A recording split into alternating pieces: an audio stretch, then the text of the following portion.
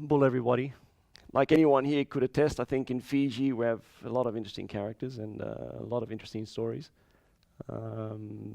It's probably a lot to do with who we are and where we come from. I would say it's in our DNA when you consider the fact that a lot of our forefathers or our ancestors, adventurers, people that have come here from faraway lands, following their wanderlust, looking for new opportunities. Takes a special character to come so far away to a place like Fiji and to build a business. I would imagine that most of us today, would have difficulty holding a candle to some of our forefathers. Alas, here I am with my story. A lot of you probably know me better or know of me from my sporting past. I've always been a passionate fan of sports. It's something that's always inspired me, motivated me since I was a little kid. I grew up in a very sportive family, a maritime family. On my dad's side, on my mother's side, they were also very sportive. My grandfather was a boxer, and my first big passion, I guess, or the first sport I truly loved was boxing. And I remember waking up in the early mornings and sneaking into my parents' bedroom and lying on the side of my dad because he always had the radio was always on his side of the bed. And I'd turn on we're talking in the 70s, he'd turn on the radio and you'd hear they used to always play that Muhammad Ali jingle every morning, dance like a butterfly and sting like a bee. So that was my first real passion as a kid growing up was boxing. And I'd go with my dad on a regular basis to the National Gymnasium. We used to watch Sakurave, who was my big hero at the time. Then, as an extroverted kid with a lot of energy, I started my foray into sports, and I had an affinity with the ocean, or with the water in general, so I started swimming. Then obviously, coming from a maritime family, I started sailing at a very, very, very young age. And any sport that had a board under my feet, whether it was skateboarding, surfing, was the kind of things that appealed to me. Then I remember many years ago when I was, many hundreds of years ago, I would have been 9 or 10, and there was a guy that was sailing in front of my parents' house with what was a windsurfer. And when I saw that, it was love at first sight. So I thought, this is a sport that I really, really, really like because it combined all the elements of everything that I loved.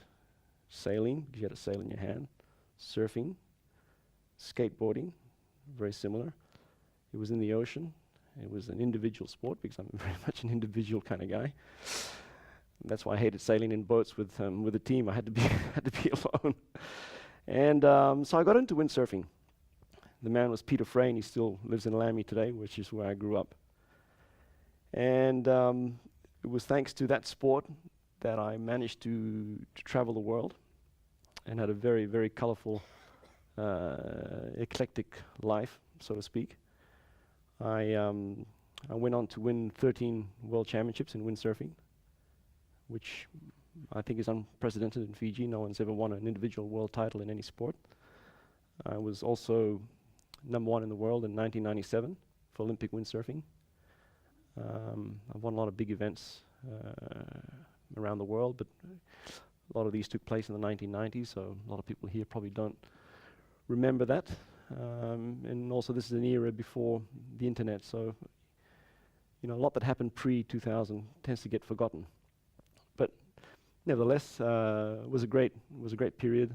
And I've went to 5 Olympic Games, the first one when I was 15 years old. And I am still, until today, the last check, the youngest sailor to ever compete at an Olympic event. So it's been a very fulfilling career, very successful.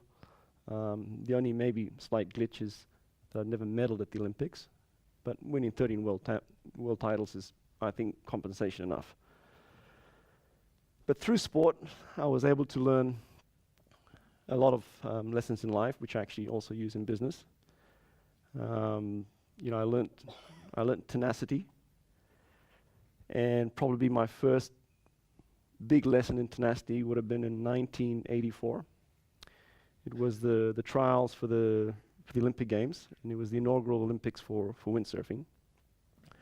So the Fiji Sailing Federation at the time wanted to take one of the older sailors, and there were a lot of really good windsurfers in Fiji at the time.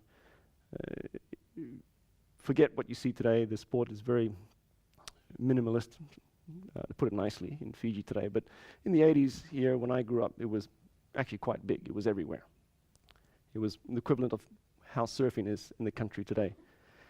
So the Fiji Sailing Association earmarked between 3 or 4 of these guys to go to the Olympics. But as per the IOC recommendations or criteria, there had to be a selection.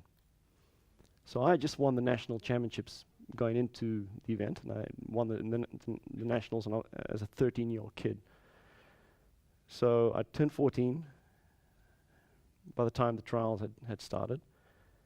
Obviously, they didn't want to take a 14-year-old kid. They thought it was not too credible. And I remember my father coming up to me before the first race of the selections, and he said to me, he said, "Son, if you want to win, there's only one chance, because this is the situation. They want to take one of the older guys. The only way you can do it is if you go out there and win every single race."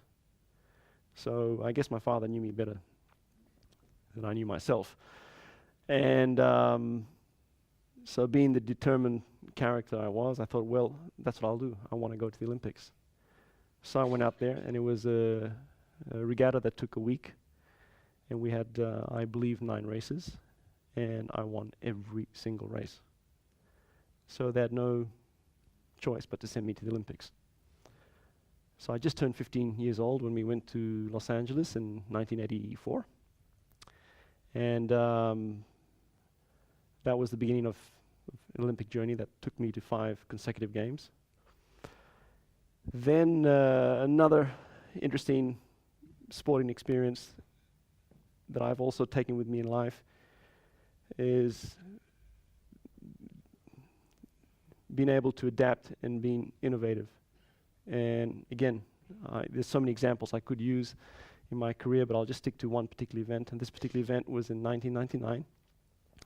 We just finished the World Championships, and we're now in New Caledonia, and it was for a very big race. It's called the Tradewind Trophy. And it's an event that happened every single year, and it was billed as the most beautiful race in the world because it was held in the most beautiful turquoise waters.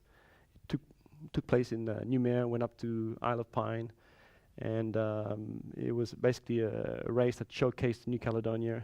And to add extra spice to the event, there were always the best 60 male windsurfers in the world. So 1999 was a special event because that particular year the event was dedicated to Claude Muzilek, who was a good friend of mine in the French team who passed away in a diving incident a year before. So we've gone into the Tradewind Trophy, and the way it works, it's a series of long distance races, if you want, a bit like the Tour de France of cycling. So we started in Noumea, and after about the third or fourth day, I was joint first with a French guy, and we were going into the very last race, and that race basically would determine who would win the championship. So we started off, and at the beginning of the race, there was a helicopter that came above me, and they were trying to get a close up. And as they came so low, they ripped the sail out of my hand just at the moment the race began. And I remember I was taking the start with a very good friend of mine, former also world champion and Olympic gold medalist, Bruce Kendall, and we kind of looked at each other. We thought, this is unreal, come on, you know. And so, you know, Bruce being also a very tenacious person, we looked at each other, we said, okay, well, the race starts from here. So everyone had basically sailed off into the horizon. We managed to, once the helicopter cleared off, get our sails out of the water, and I started my race. So as the race progressed, I started making my way through the fleet, and then it got to a point where I found I was about in 10th place, and we had one more long stretch to do. In sailing terms, it's called a reach, And then from there we would head down back to Noumea. And the wind was very light. There was basically everyone was like in a train, one following the other. So there's very little you could do to actually make ground on the leaders.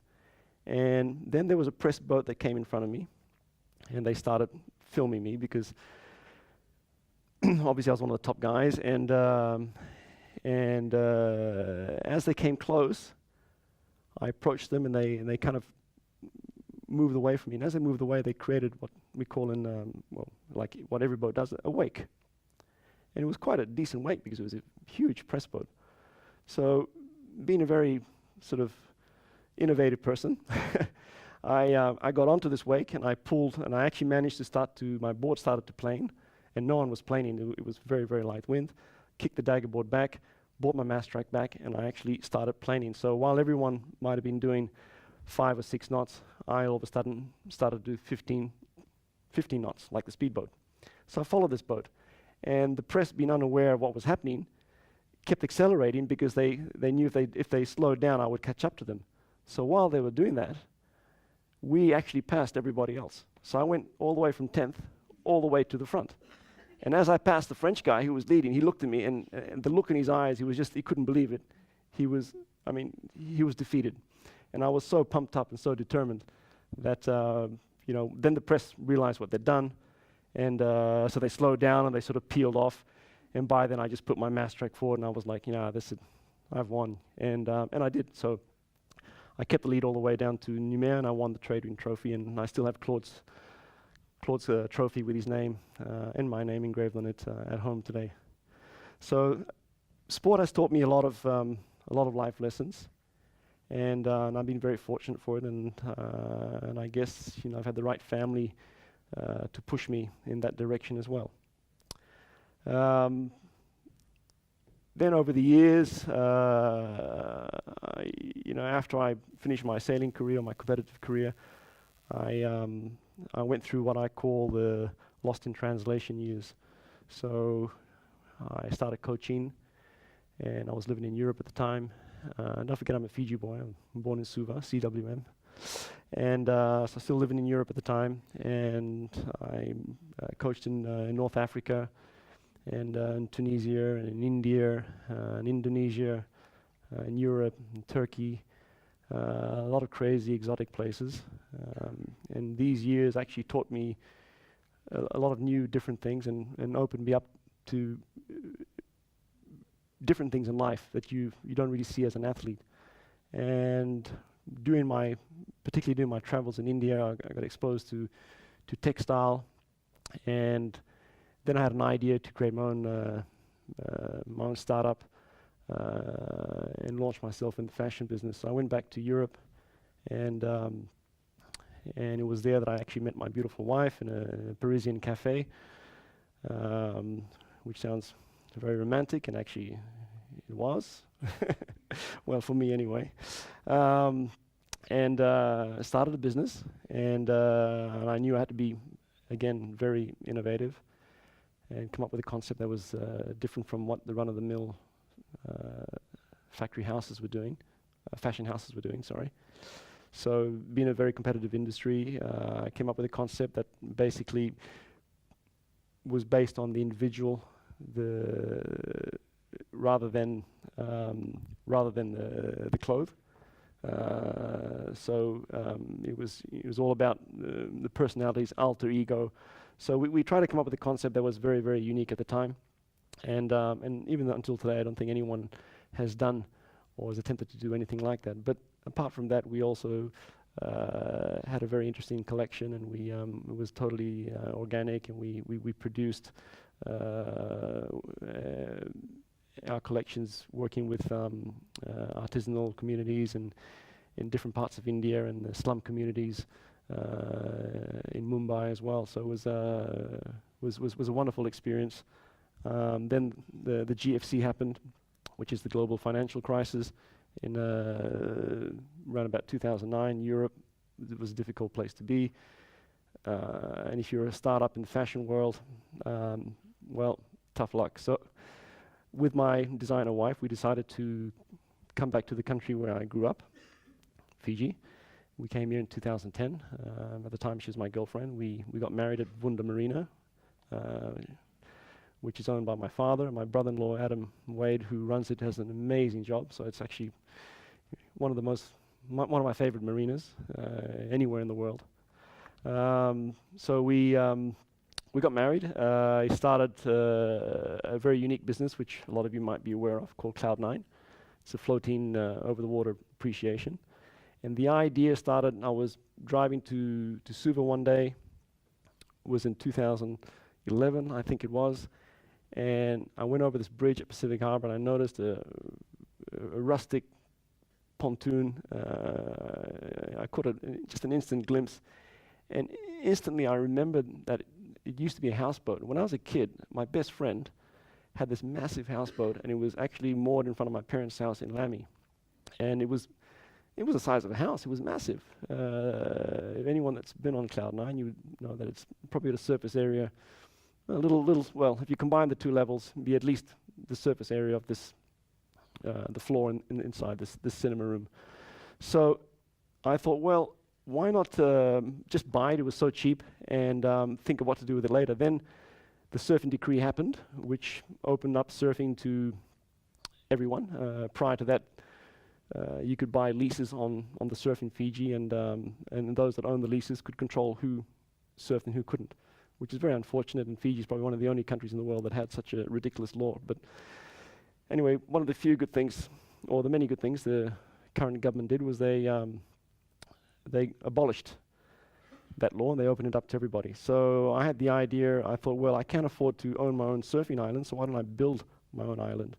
So that's where the idea of Cloud9 was born. And I remember when we actually towed it from Pacific Harbour to Wunda Marina, and the ship captain, when he called me and he said, "Oh, Mr. Philp, it looks like it's going to sink," and they were outside Momi. So I thought, oh no, what am I going to do? So I remember I was actually driving the car going from Wunda to Namaka, and I was giving him instructions like, listen, you got to get someone with a pump onto the platform and try to pump the water out, because there were no hatches on the platform. The thieves had actually stolen all the steel hatches. So they did that, and he called me back, said, it's still sinking, there's not enough, there's more water going in than there is coming out. Eventually, the tide went in our favor, and they managed to get more water out than what was coming in. They saved the platform, it came into Wunda Marina. I stripped it, I built it. While I was building it, a lot of people were saying, it was a bit like building Noah's Ark, what are you doing? Who's going to come out there? You're a silly guy, etc., etc. But I knew that if I built it, people would come. And we created a very unique tourism venture. And obviously since then I've had to exit the business for a lot of reasons, mostly for ethical reasons. So I can totally understand where the men is coming from. So what you've experienced in 2004, I had to go through in 2014. It is a very humbling experience, and I do believe it does make you stronger and it builds character. So having moved away from that also taught me that in life, if you're not happy with certain things, you need to learn to let go and just move on. And it's a hard pill to swallow, especially if it's your baby and it's something you've created and you've given the name to. And so it's very hard to lose something like that. And it took me a while to get over it, and now I'm well and truly over it, and I'm actually even thankful to be out of it, because now I can actually put my creativity into other projects and ventures which I'm working on as we speak. So, thank you. So with having said that, so being an innovator, an entrepreneur, it can have a flip side as well, because it's one thing to have great ideas, but it's also another thing to be able to follow them through as well. It's nothing's ever won in advance, and you've always constantly got to deal with people that are always telling you your ideas are not good. So you need to really believe in yourself, and you need to be able to trust your gut, and it's not an easy thing, especially when you're dealing with concepts or projects that are totally I would say avant-garde or that are out there that no one's done before. So you have to be sure of yourself. So sport has been great. I'll finish off with a little anecdote. When I was a little kid, in fact, when I came back to Fiji in 2010, I met a friend of mine who was a childhood friend, and he reminded me. He says, "I remember when you and I were in primary school. We were at Viuta Primary, and we used to go and look at the ocean because our school was right near the water in Suva." And I said to him one day that one day I wanted to become a world champion, and he reminded me that. I actually totally forgot when I came back to Fiji in 2010, and that's after being away for so many years. So it was actually interesting that someone remembered that. And so there you go. Thank you very much.